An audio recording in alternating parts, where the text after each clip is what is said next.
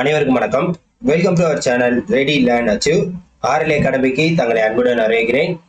So நம்ம பார்த்தீங்கன்னா BHEL 2025க்கு உண்டான ஜென்ரல் அவேர்னஸ் தான் நம்ம ஒவ்வொரு வீடியோவை பார்த்துட்டு இருக்கோம். அதன் அடிப்படையில் 4வது பார்ட். ஸோ நம்ம சொல்லியிருக்கோம் எக்ஸாம் முன்னாடி ஒரு 10 பார்ட்னாச்சும் முடிஞ்ச அளவுக்கு முடிச்சிருவோன்னு. ஸோ மோஸ்ட் எக்ஸ்பெக்டட் கொஸ்டின்ஸ் தான் நம்ம பார்க்க போகிறோம்.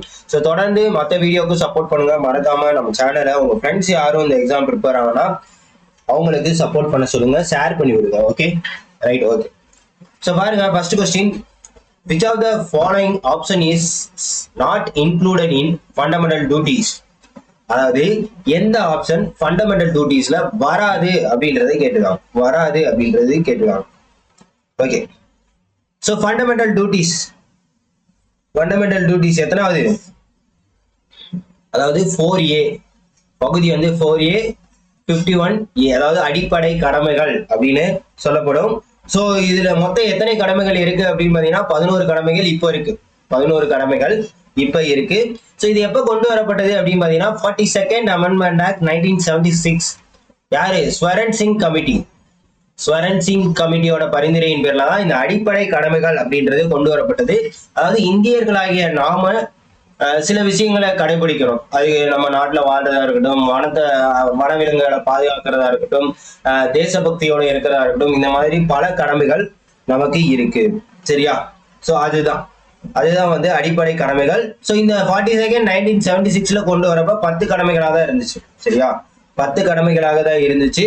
சோ 11வது கடமை தான் என்னன்னு பாத்தீங்கன்னா 6 முதல் 14 வயதுக்குட்பட்ட அனைவருக்கும் வந்து கட்டாய கல்வி கொடுக்கணும் அப்படின்றத அதுல சொல்லியிருப்பாங்க. சரியா? அதே மாதிரி இதுல எது வராது அப்படின்னு பாத்தீங்கன்னா ஆப்ஷன் டி தான் வந்து வராது. சோ அப்ப ஆன்சர் இதுதான். The value and preserve the rich heritage, அதாவது நம்மளோட பாரம்பரியத்தையும் பண்பாடையும் பாதுகாக்கணும் அப்படின்றது முக்கியமான கடமை. அதே மாதிரி நேஷனல் பிளாகா இருக்கட்டும், நேஷனல் ஆந்தம் வந்து கண்டிப்பா நம்ம வந்து மரியாதை கொடுக்கணும். To maintain and protect the sovereignty, unity and integrity of India, அதாவது இறையாண்மை, ஒருமைப்பாடு இதோட இருக்கணும் கண்டிப்பா அப்படின்றதையும் சொல்லக்கூடியதுதான் இந்த ஃபண்டமெண்டல் டியூட்டிஸ். சரியா?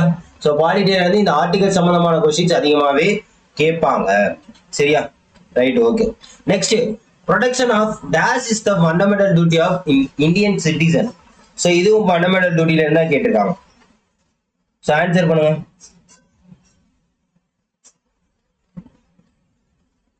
கமான் ஆன்சர் பண்ணுங்க. சோ நீங்களே ஆன்சரை தயவு செய்து பாருங்க. Protection of dash is the fundamental duty of Indian citizen. So Indian சிட்டிசனோட கடமை என்ன அப்படின்றதை கேட்டிருக்காங்க. சரியா? கடமை என்ன அப்படின்றது கேட்டிருக்காங்க. ஆன்சர் பண்ணுங்க.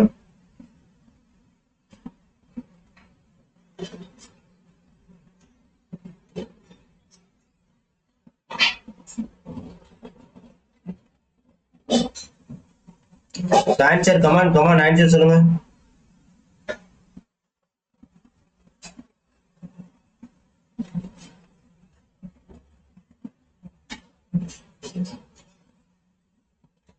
So answer என்னதுங்க? Protection of dash is the fundamental duty of an Indian citizen. So ஏன் நான் உங்களை ஆன்சர் சொல்றேன் அப்படின்னு பாத்தீங்கன்னா அப்பதான் உங்களுக்கு தெரியும். அப்பதான் உங்களுக்கு என்னது தெரியும், என்னென்ன கொஸ்டின்ஸ் கேட்கறாங்க, எப்படி எல்லாம் கேட்கறாங்க அப்படின்றது நமக்கு கண்டிப்பா தெரியும். ஓகே. சோ ஆன்சர் என்னதுன்னு பாத்தீங்கன்னா வைல்ட் லைஃப். நான் சொன்னேன்ல, வனவிலங்குகளை பாதுகாக்கணும் அப்படின்றது முக்கியமான ஒண்ணு.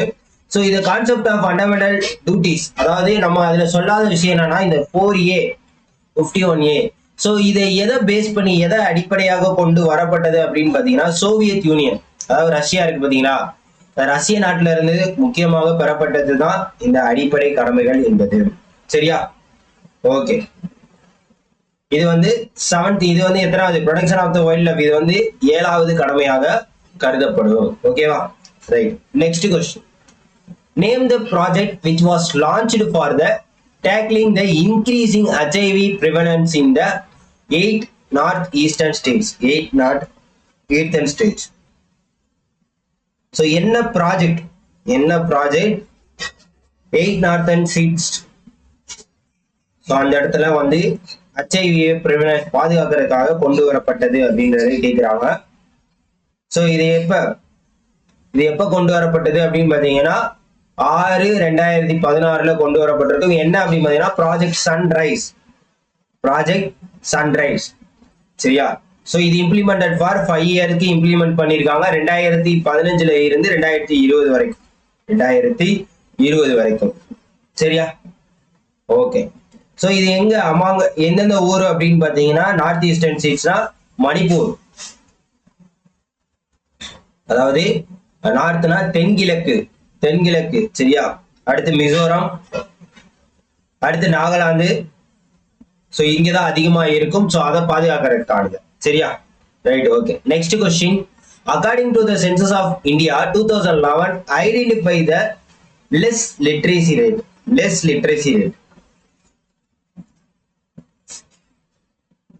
லிட்ரேசி ரேட் சொல்லுங்க, ஆன்சர் சொல்லுங்க. அதாவது கம்மியான லிட்ரேசி ரேட் இதுல இருக்கு அப்படின்றதான் கேட்டுக்கலாம். கமான். சோ இந்த 2011 சென்சஸை பேஸ் பண்ணி நிறையவே நமக்கு கொஸ்டின் கேட்பாங்க. சோ அதனால எல்லாமே தெரிஞ்சு வச்சுக்கோங்க. சரிங்களா? எல்லாமே தெரிஞ்சு வச்சுக்கோங்க.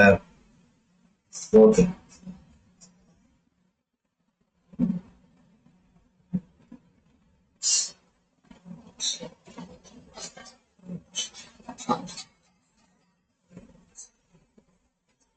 சோ லிட்ரேசி ரேட் எங்க கம்மியா இருக்கு சொல்லுங்க.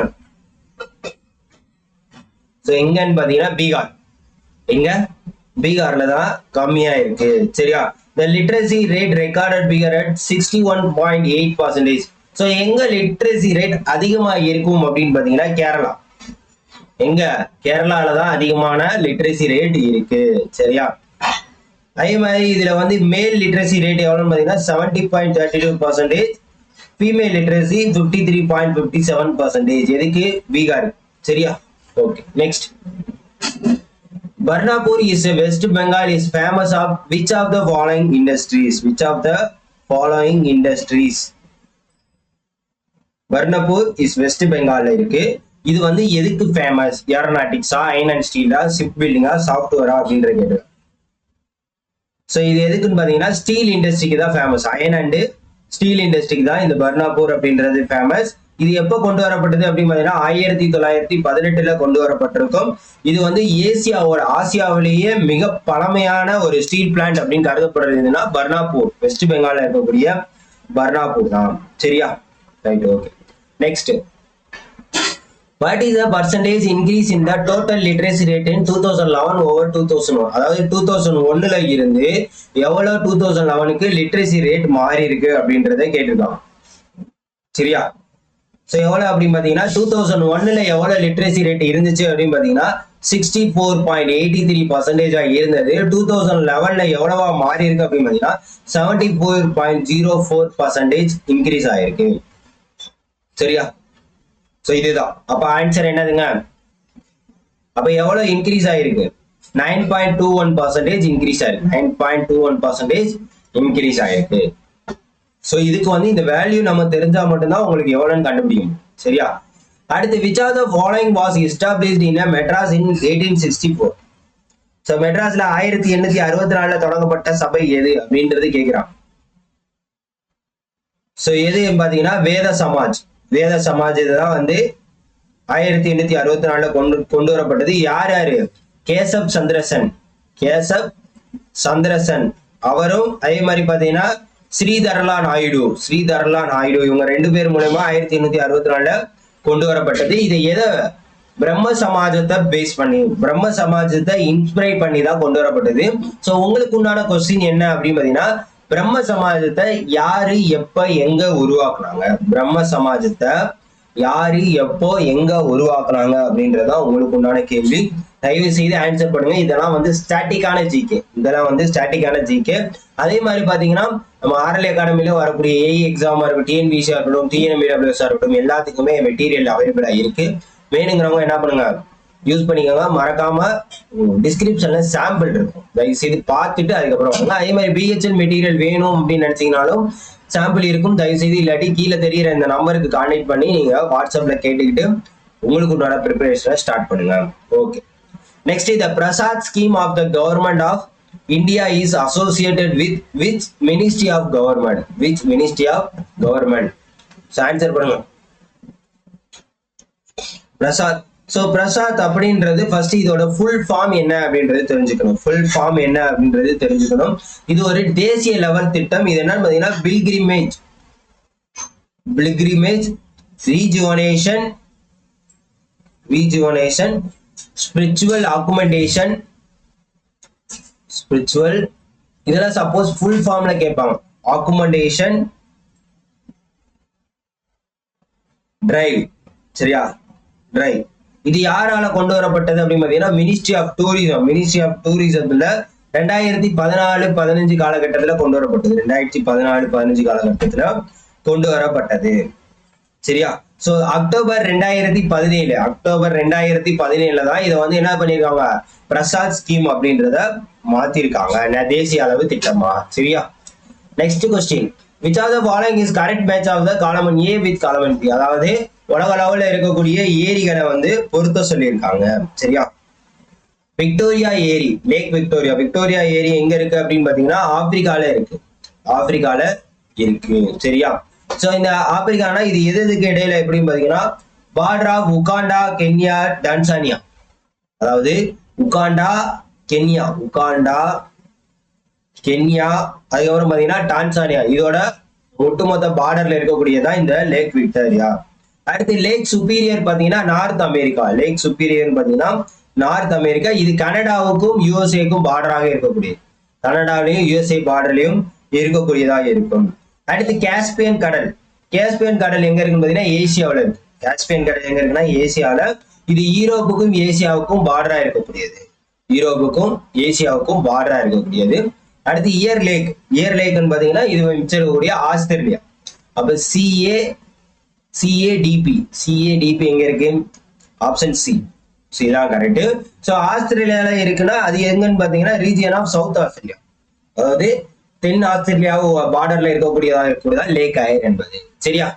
Next question, which of the following statement is not correct about angiosperms? அதாவது ஆஞ்சியோஸ்பெர்ம்ஸ் பத்தி எது தவறானது அப்படின்றத கேட்டு these are angiosperm, gymnosperm அப்படின்றது இருக்கும். சோ இதுதான் தவறானது. இது வந்து விதை இல்லா தாவரங்கள் அப்படின்னு போட்டிருக்கும், சரியா. இது வந்து விதை தாவரம் தான், சரியா. ஆஞ்சியோஸ்பெர்ம்ன்றது விதை தாவரம், ஜிம்னோஸ்போம்ன்றது விதை இல்லாத தாவரங்கள் ஆகும், சரியா. இது மேக்சிமம் வந்து இந்த பூக்கும் தாவரங்கள்ல இருக்கக்கூடியதாக இருக்கும். இது ஆஞ்சியோஸ்பெர்ம், சரியா, right. Next, which of the following articles of Indian Prime Minister, அதாவது Indian constitution mentioned that Prime Minister is appointed by the President? அதாவது பிரதமர் வந்து பிரசிடென்டால அப்பாயிண்ட் பண்றதுக்கு உண்டான ஆர்டிகல்ஸ் என்ன அப்படின்றத கேட்டிருக்காங்க. ஆர்டிகல் 75. சரி, உங்களுக்கு உண்டான கொஸ்டின் என்ன அப்படின்னு பாத்தீங்கன்னா பிரதமரோட கடமைகளை பற்றி சொல்லக்கூடிய விதி என்ன, இதெல்லாம் கேட்டிருக்காங்க. பிரதமரின் கடமைகள், பிரைம் மினிஸ்டரோட டியூட்டிஸை பற்றி சொல்லக்கூடிய முக்கியமான ஆர்டிகல் என்ன அப்படின்றத கீழே கமெண்ட் பண்ணுங்க. மறக்காதீங்க, நான் கேட்கிற கொஸ்டின்ஸ் எல்லாம் கண்டிப்பா கேட்பாங்க. தயவு செய்து வந்து என்ன தெரிஞ்சு வச்சுக்கோங்க. Okay, next, which of the following articles guarantees that no person shall be punished on the basis of laws enacted after crime has been committed? அதாவது முன்ஜாமீன் சொல்ற மாதிரி தான், சரிங்களா. அதாவது லா அடிப்படையில கிரைம் கமிட் ஆகிறதுக்கு முன்னாடியே என்ன ஆயிருது, இது வந்து எதுல வரக்கூடியது அப்படின்னு பாத்தீங்கன்னா தண்டனையிலிருந்து பாதுகாப்பு உரிமை 19 இருந்து 22, சரியா. 19 இருந்து 22. சோ இது எல்லாமே பார்ட் 3ல வரக்கூடியது. பார்ட் 3 என்னது, ஃபண்டமெண்டல் ரைட்ஸ், அடிப்படை உரிமைகள்ல இருக்கக்கூடியது, சரியா. ஓகே, சோ 19வது உரிமை என்னது, அதாவது 6 உரிமைகள் இருக்கும்ல, பேச்சுரிமை, எழுத்துரிமை, எங்கும் கூடு உரிமை, இதெல்லாமே இதுல வரக்கூடியது. ஆர்டிகல் 22 அப்படின்றதுதான் பாத்தீங்கன்னா என்னது, இதுக்கு வந்து ஆர்டிகல் 20, சரியா. ஆர்டிகல் 20 தான் ப்ரொடெக்ஷன், அதாவது அவங்க குற்றமே பண்ணியிருந்தாலும் அவங்களுக்கு உண்டான ப்ரொடெக்ஷனை கொடுக்கக்கூடியது. 21 என்னன்னா தனிநபர் சுதந்திரம், அதாவது பர்சனல் லிபர்ட்டியாக இருக்கக்கூடியது, சரியா. 22 protection against arrest and detention in certain cases, அதாவது சில தண்டனையிலிருந்து பாதுகாக்கும் உரிமை தான் ஆர்டிகல் 22. ஓகே, எல்லாமே சொல்லியாச்சுல. Okay, next question, which of the following food groups is rich source vitamin B12? அதாவது விட்டமின் B12 எதுல அதிகமாக இருக்கிறது அப்படின்றத கேட்டிருக்காங்க.